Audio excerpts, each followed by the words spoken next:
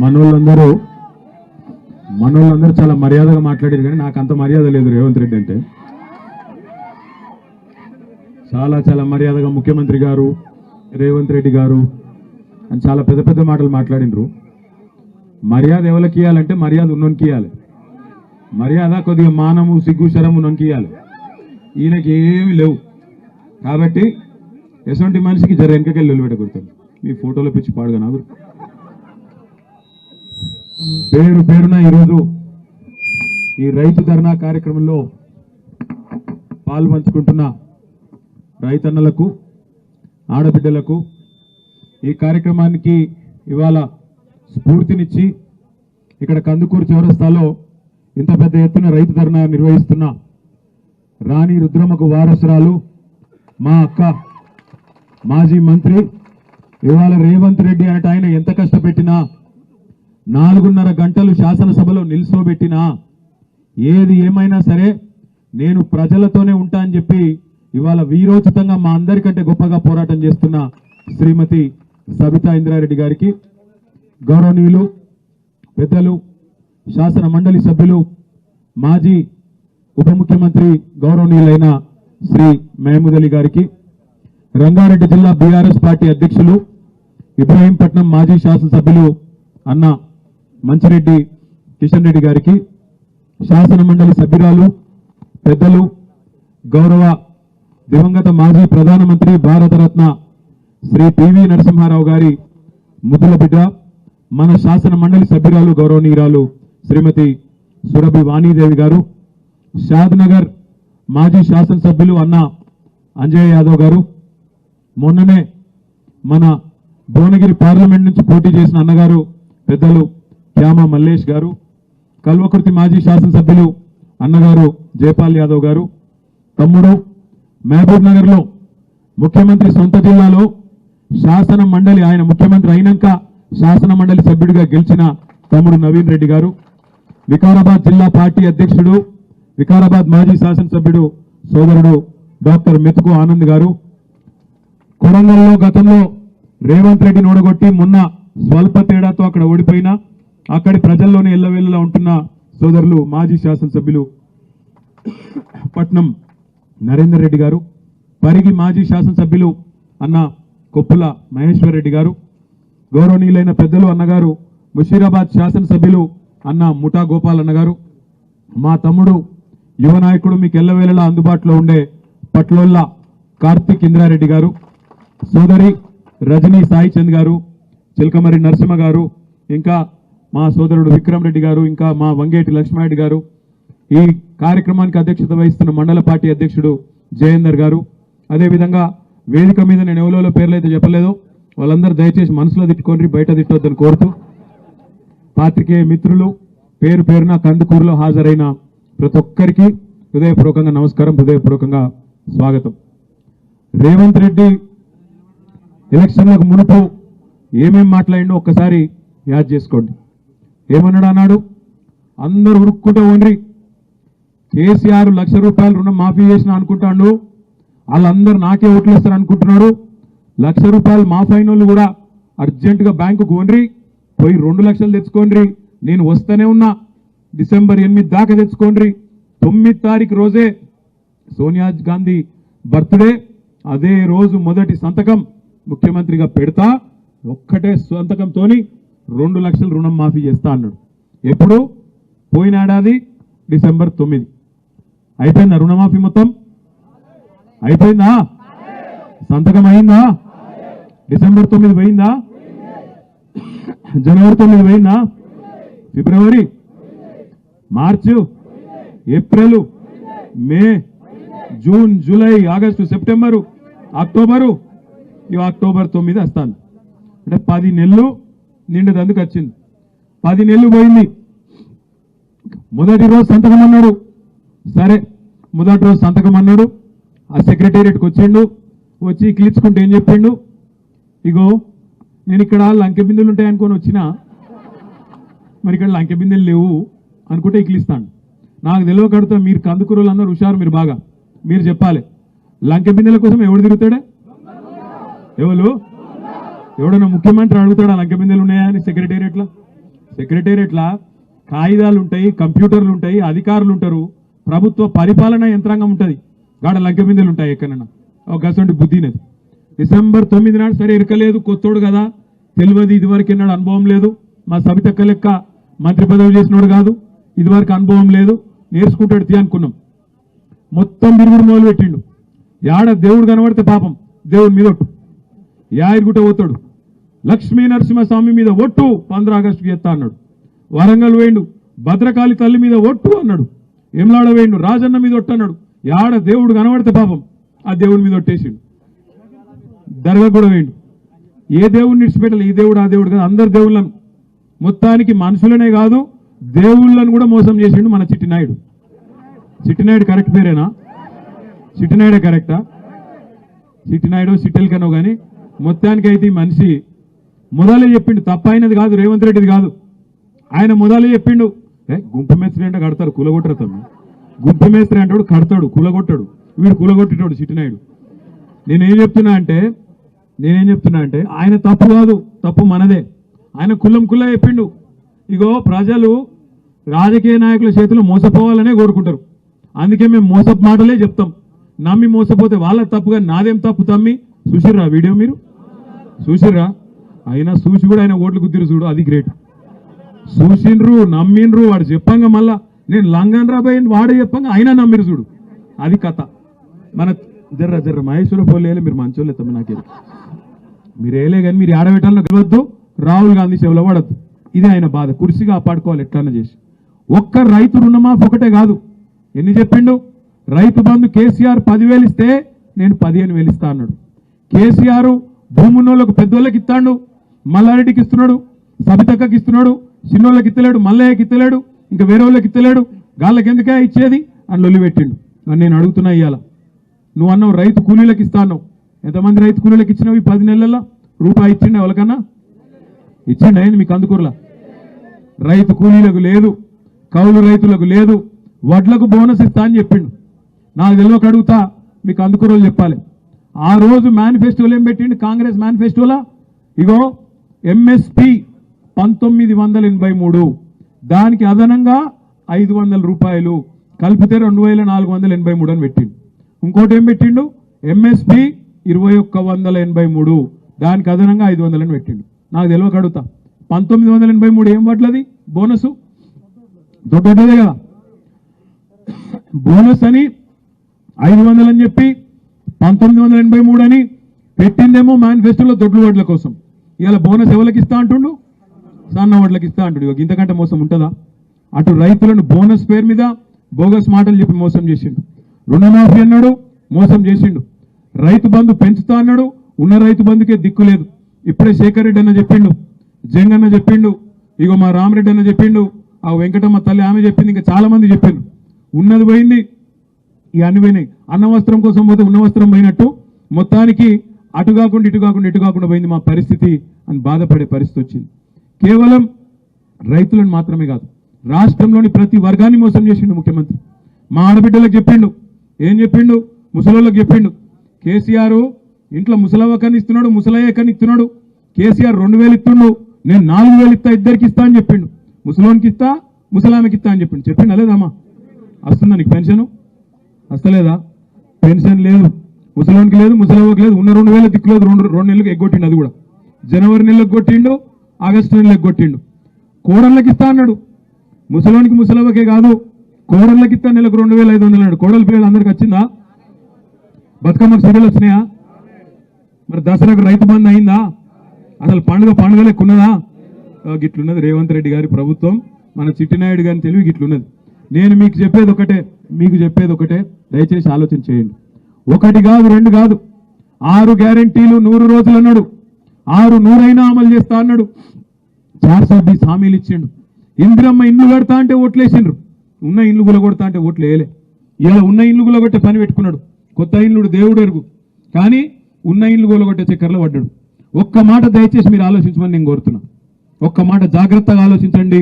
మహేశ్వరం నియోజకవర్గంలో ఇలా రేవంత్ రెడ్డి గారి ప్రభుత్వం ఈ 10 నెలల్లో ఏం సాధించింది? కొత్తగా ఏదైనా ఒక్క విజయం, ఇక ఫలానా పని, ఫలానా కార్యక్రమం ఒక్కటని ఉన్నదా? ఏది లేదు. మరి కానీ 2 జరుగుతున్నాయి. ఇలా మూసీనదట, మూసీని సుందరీకరిస్తా 1,50,000 కోట్లు ఖర్చు పెడతా అంటుండు ముఖ్యమంత్రి.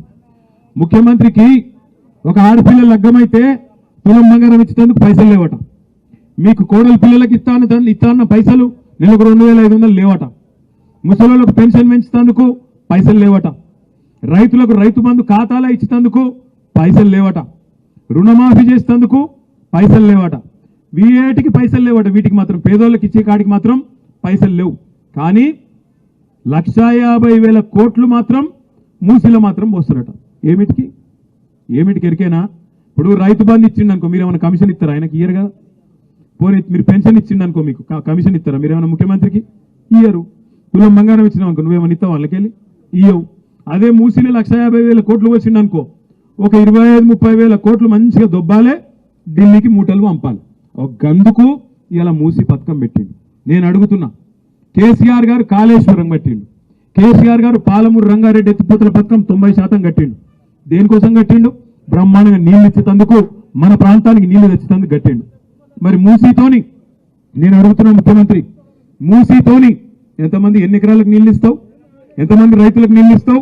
అసలు సమాధానం ఉన్నదా నీ కాడ? ఏమీ లేదు. ఏందో సుందరీకరిస్తా, ఏందో చేస్తా అంటే తప్ప ఏం చెప్తున్నా ఆయనకు కూడా తెలియదు.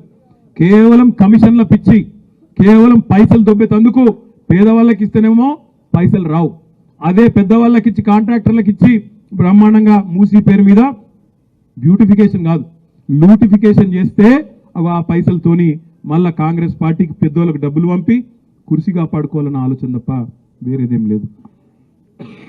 మీ అందరితో నేను ప్రార్థించేది ఒకటే, మా తమ్ముడు నీరటి శ్రీకాంత్ చెప్పిండు, అన్న ఫార్మా సిటీ మీరు సరే మేము కొట్లాడినాం కొంతమంది మా నాడు, అయినా మమ్మల్ని ఒప్పించి మెప్పించి మాకు ప్లాట్లు ఇస్తామని, ఇక్కడ పరిశ్రమలు వస్తే మాకు ఉద్యోగాలు వస్తాయని మీరు చెప్పి 14,000 ఎకరాలు 7 ఏళ్ళు కష్టపడి మీరు తీసుకున్నారు.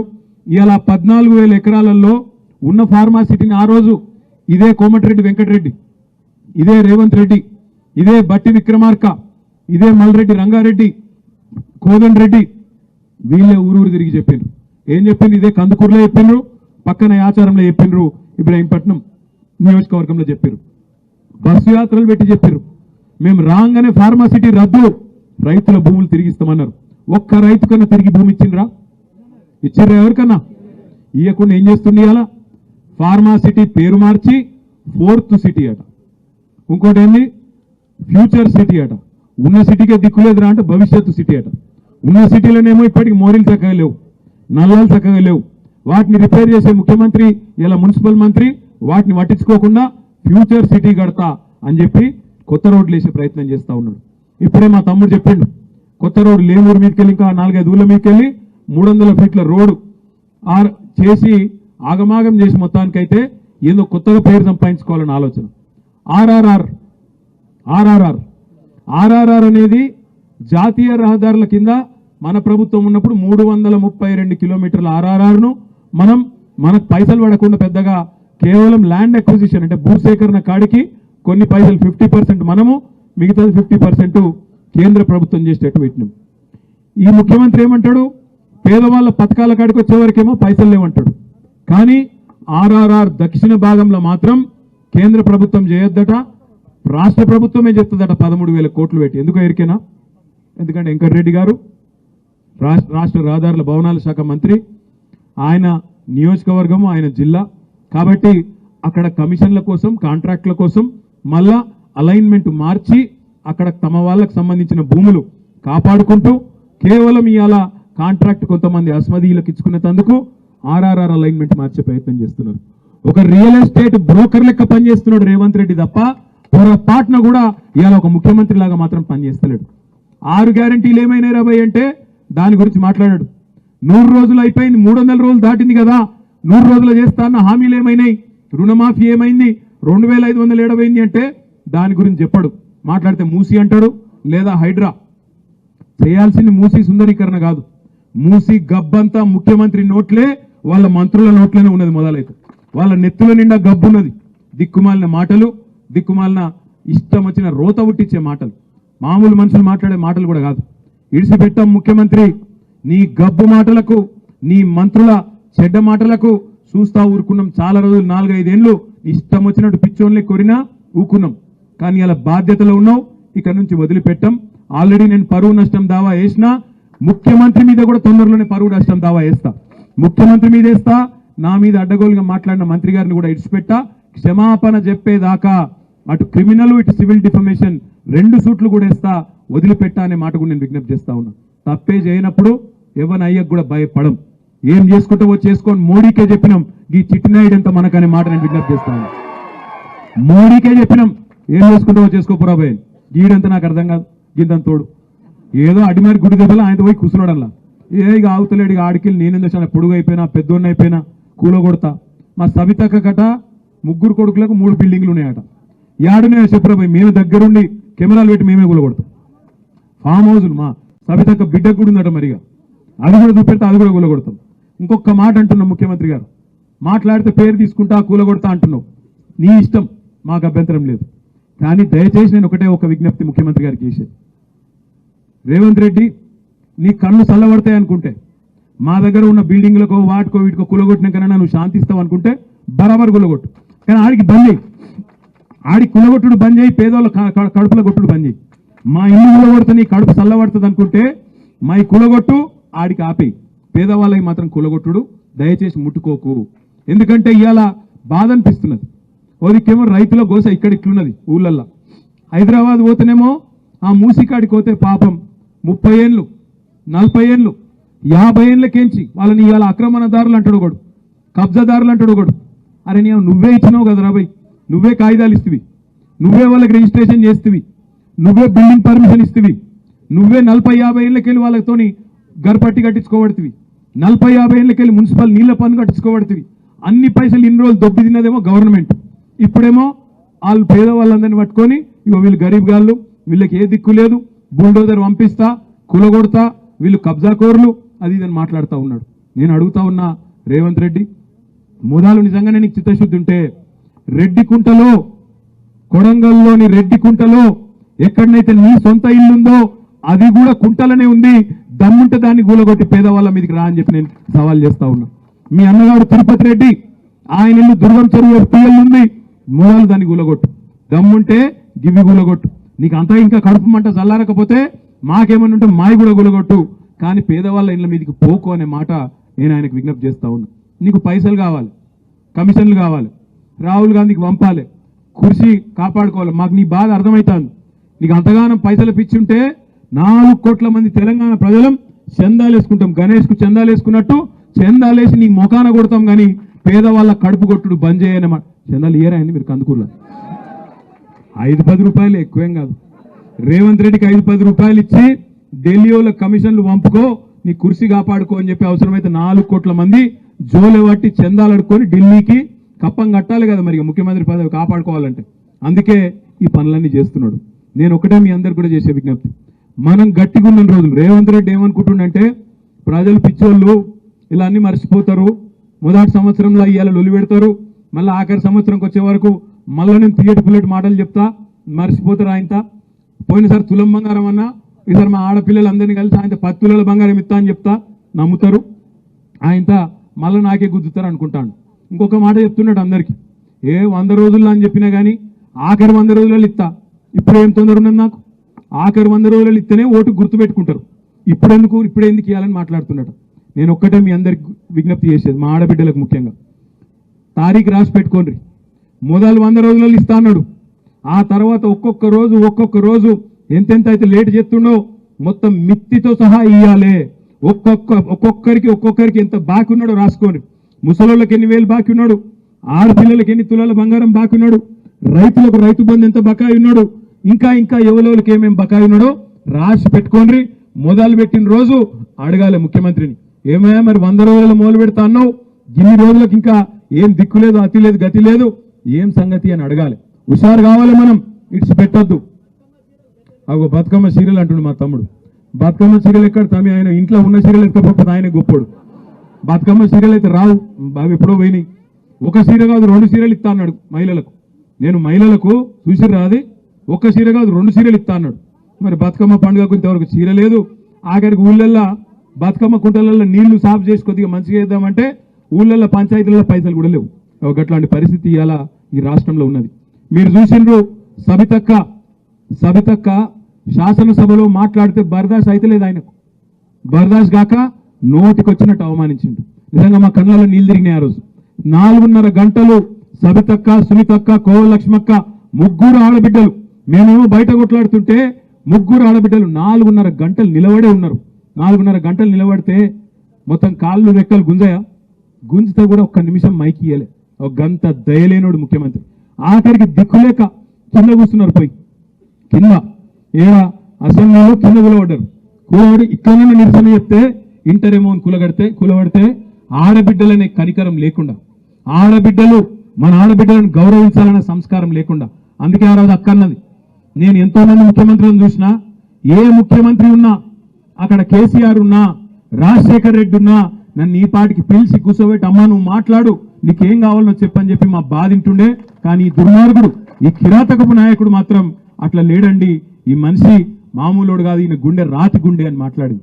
నేను అందుకే చెప్తా ఉన్నా, ఇట్లాంటి మనుషులకు కుక్క కాటుకు చెప్పు దెబ్బ అన్నట్టే సమాధానం చెప్పాలి తప్ప మర్యాదగా సమాధానం చెప్తే నడవదు. మేము చూస్తున్నాం అన్ని.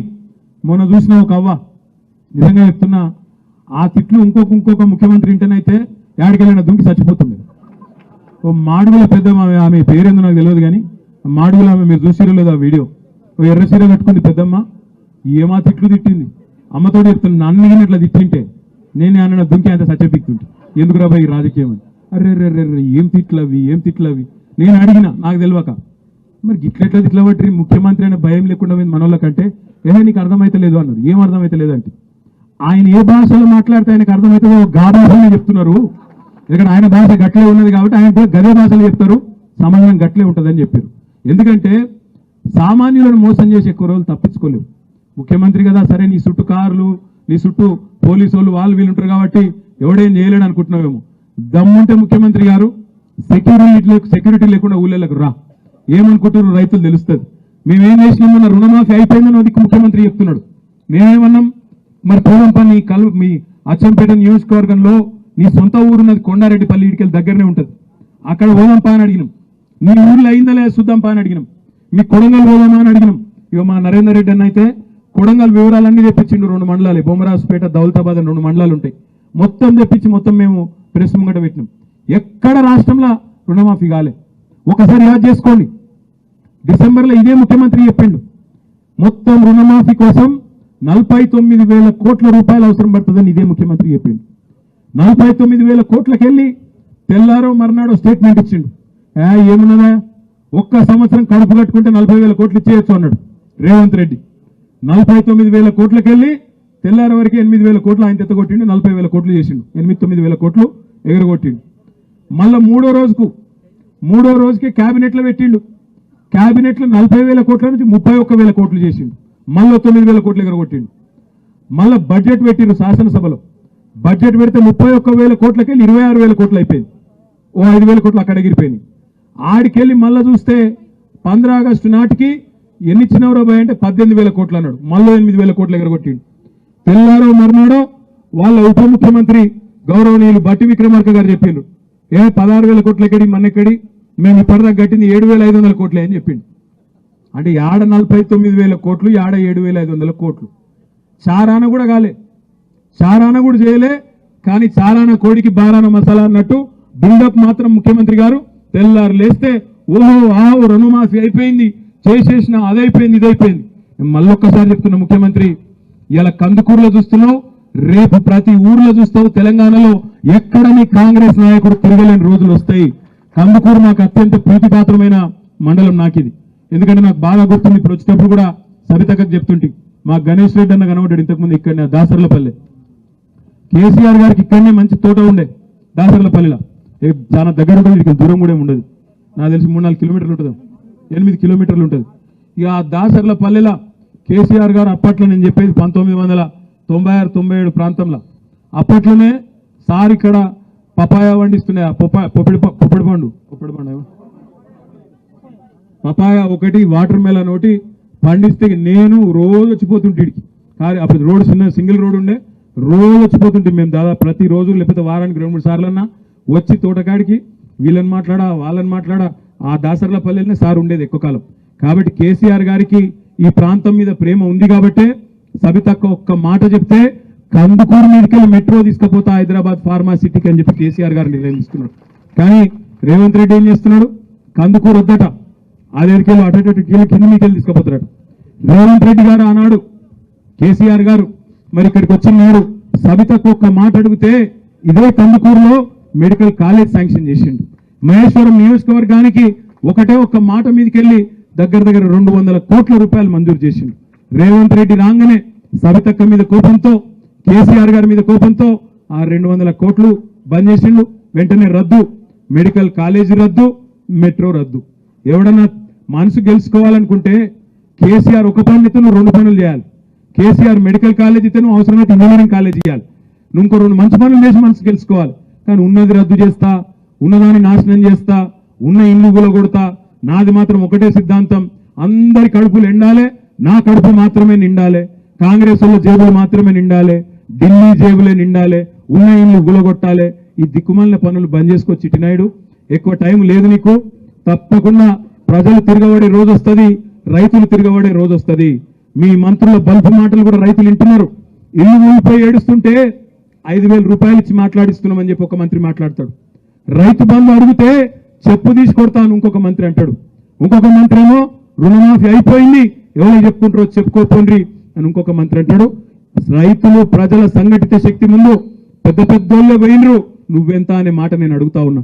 తప్పకుండా రేవంత్ రెడ్డి ఒక్క మాట మాత్రం యాది పెట్టుకో, ఇవాళ కందుకూరులో మొదలైన ఈ ధర్నా మొత్తం రంగారెడ్డి జిల్లా అంతా అంటుకుంటది. తప్పకుండా గ్రామానికి ప్రతి గడపకు తాకుతుంది. నేను మా మంచిరెడ్డి కిషన్ రెడ్డి గారిని అభినందిస్తా ఉన్నా. ఈరోజు కందుకూరు స్ఫూర్తితో పండుగ తర్వాత నేను కూడా పెడతా ఇబ్రహీంపట్నంలో అన్నాడు. నేను రంగారెడ్డి జిల్లా మిగతా నాయకత్వాన్ని కూడా కోరుతా ఉన్నా. దయచేసి మీరు కూడా మీ నియోజకవర్గాల్లో పరిగి కావచ్చు, కొడంగల్ కావచ్చు, వికారాబాద్ కావచ్చు, అదేవిధంగా షాద్నగర్ కావచ్చు, మరో నియోజకవర్గం కావచ్చు, తప్పకుండా మీ నియోజకవర్గాల్లో కూడా ఇదే రకమైన కార్యక్రమాలు మొదలు పెట్టండి. రైతులను ఇప్పటి నుంచే మనం ఖచ్చితంగా వాళ్ళని ఎప్పటికప్పుడు మోటివేట్ చేయాలి. ప్రభుత్వం మీద నిరంతరం ఒత్తిడి పెంచాలి. ఇవాళ వాళ్ళు ఏదో అనుకుంటున్నారు, ప్రభుత్వం అధికారంలో ఉన్నాం కదా, ఇంకా 4 ఏళ్ళు ఉంది కదా అనుకుంటున్నారు. కానీ ఒక్కసారి రైతులు తిరగబడితే, ఒక్కసారి రైతులు మరలబడితే ఏమైతుందో తప్పకుండా వాళ్ళు గుర్తుపెట్టుకోవాలని చెప్పి కూడా మళ్ళొక్కసారి కోరుతూ, మరి ఆరోగ్యం నిజంగా చెప్పాలంటే 15 రోజులుగా సబితక్క కూడా బాగలేదు. అయినప్పటికీ ఒక్క రోజు కూడా రెస్ట్ తీసుకుంటలేదు, తిరుగుతూనే ఉన్నది. అట్లే అక్కడి నుంచే స్ఫూర్తి తెచ్చుకొని ఇలా నేను కూడా వచ్చిన. దానికి నాకు కూడా బాగా లేకుండే, అయినా రైతు ధర్నా కాబట్టి మరి 15 రోజులు అక్కనే తిరుగుతున్నప్పుడు నేను కూడా తిరగాలి, తప్పకుండా రైతులకు అండగా ఉండాలనే ఉద్దేశంతో ఇక్కడికి వచ్చిన. మరి ఈ కార్యక్రమాన్ని విజయవంతం చేసిన ప్రతి ఒక్కరికి పేరు పేరున హృదయపూర్వకంగా ధన్యవాదాలు తెలియజేస్తూ జై తెలంగాణ.